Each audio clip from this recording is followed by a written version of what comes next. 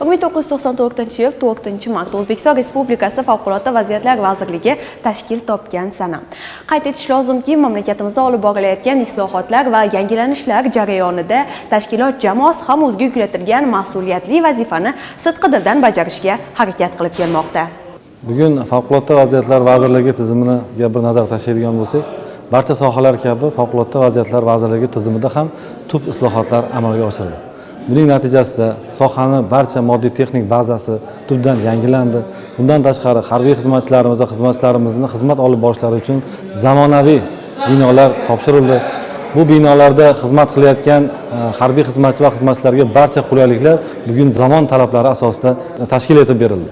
O'zbekiston Respublikasi Favqulodda vaziyatlar vazirligini tashkil etilganligiga 29 yil to'ldi. O'tgan davr mobaynida respublikamizda aholini va hududlarni favqulodda vaziyatlardan muhofaza qilish hamda yong'in xavfsizligini ta'minlash sohasida ulkan va tarixiy islohotlar amalga oshirildi. Farg'ona viloyati favqulodda vaziyatlar boshqarmasida ham ushbu sana munosabati bilan bayram dasturi tashkil qilindi.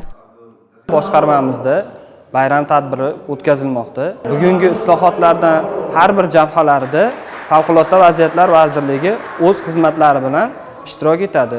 Favqulodda vaziyatlar vazirligi xodimlari yetib bormagan aholi yoki aholi punktlari mavjud emas. Har bir aholi punkti mahallabay va xonadonbay kesimida o'rganib, u yerda sodir bo'lishi mumkin bo'lgan favqulodda vaziyatlarni bartaraf etish, oldini olish va oldindan prognozlash bo'yicha o'z xizmatini bajarib kelmoqda.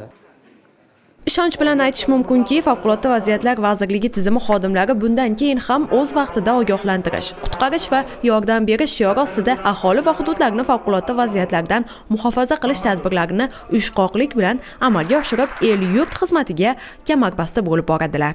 O'zbekiston Respublikasi Favqulodda vaziyatlar vazirligi tashkil topgan kunligini mana 29 yilligini nishonlayapmiz.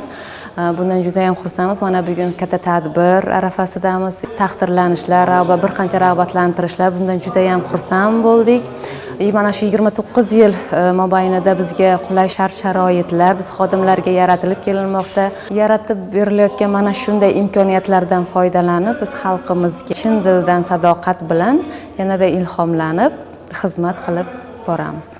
Tashkil etilgan bayram dasturi davomida Favqulodda vaziyatlar vazirligi tashkil topganligiga 29 yil to'lishi munosabati bilan sohaning viloyatda faoliyat olib borayotgan xodimlariga viloyat hokimi tabrigi ham o'qib eshittirildi. Ona vatan va xalq manfaatlari yo'lidagi sharafli vazifalarda mustahkam salomatlik, oilaviy xotirjamlik va ulkan muvaffaqiyatlar yor bo'lishi tilandi.